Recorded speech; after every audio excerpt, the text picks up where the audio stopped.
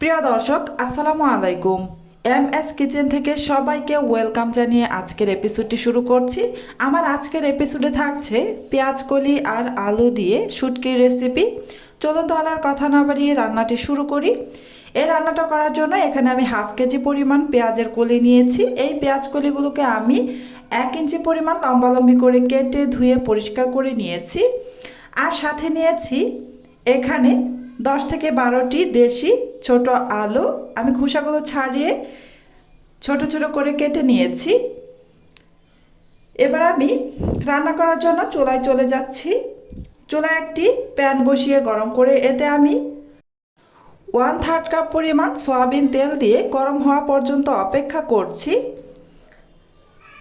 এই তো তেল গরম হয়ে গিয়েছে। এবার আমি এতে 1.5 টেবিল চামচ পরিমাণ রসুনের পেস্ট আর 2 টেবিল চামচ পরিমাণ পেঁয়াজের পেস্ট দিয়ে নেড়ে চেড়ে 1 মিনিটের মতো ভেজে নিচ্ছি।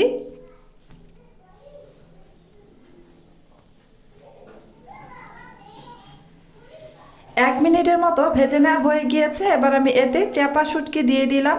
আমি এই চাপা শুটকিগুলো ধুয়ে খুব ভালোভাবে পরিষ্কার করে নিয়েছি। চাপা শুটকি দেওয়ার পর আমি আরও 1 মিনিটের মতো ভেজে নেব। আমি এখানে চাপা শুটকি দিয়ে রান্নাটা করছি। আপনারা চাইলে অন্য যে কোনো শুটকি দিয়ে রান্নাটা করতে পারেন।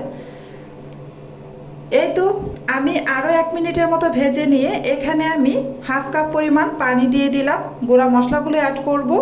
প্রথমে আমি এখানে স্বাদ মতো লবণ দিয়ে দিলাম, 1.5 চা চামচ মরিচের গুঁড়া দিয়ে দিলাম, আর দিয়ে দিব হলুদের গুঁড়া 1 চা চামচ পরিমাণ। আর এখানে নিয়েছি জিরা ও ধনিয়ার গুঁড়া 1 চা চামচ পরিমাণ। আমি একটা 1/2 চা চামচ পরিমাণ করে নিয়েছি।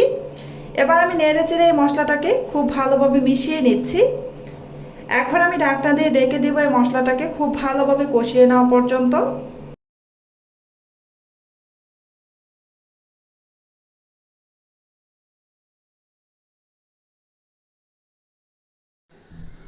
মশলাটা যত বেশি ভালোভাবে কষাবেন তরকারির টেস্ট ততই ভালো আসবে।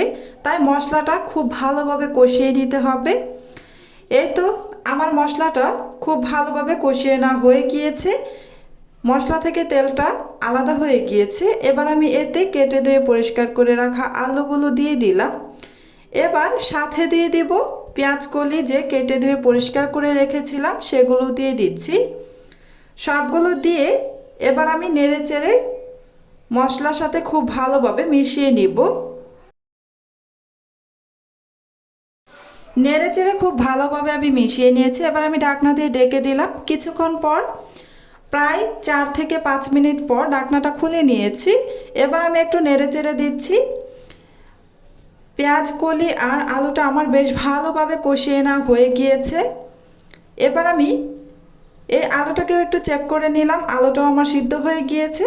এবার আমি 1/2 কাপ পরিমাণ পানি দিয়ে দিব। এবার নেড়ে চেড়ে আবার একটু মিশিয়ে নিয়ে ঢাকনা দিয়ে ঢেকে দিব। এই যে আমি পানিটা দিলাম এটা একেবারে পুরোপুরি শুকিয়ে যাওয়া পর্যন্ত।